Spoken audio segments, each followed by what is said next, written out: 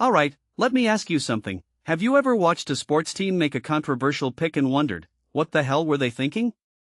Well, buckle up because we're diving into one of the most talked about decisions in women's golf right now, the Solheim Cup wildcard selections. And at the center of this drama?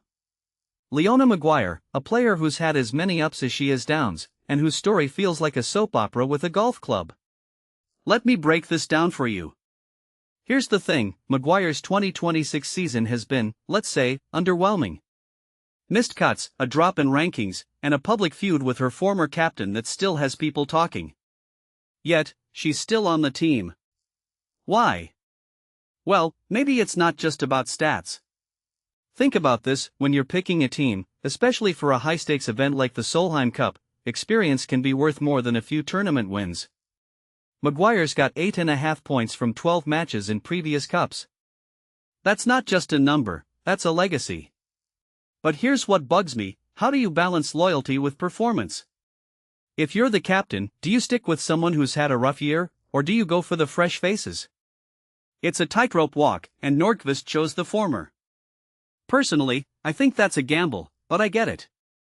Maguire's a warrior on the course, and that kind of grit is hard to quantify in a spreadsheet. Now, let's talk about the rookies. 3 of them are making their debut, and none of them have a ton of professional wins under their belts.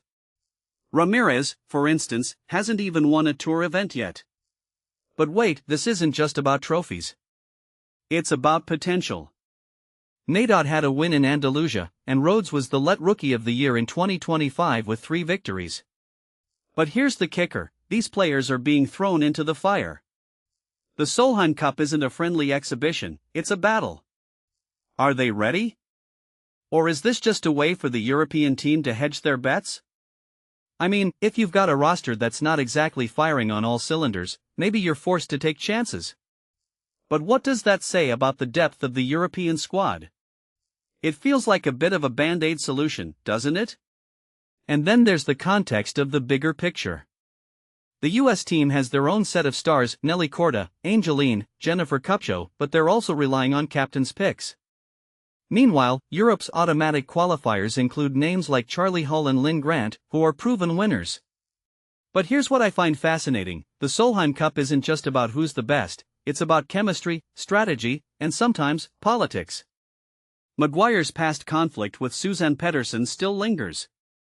You can't ignore that. It's like having a team member who's got a history of clashing with leadership. How does that affect team dynamics?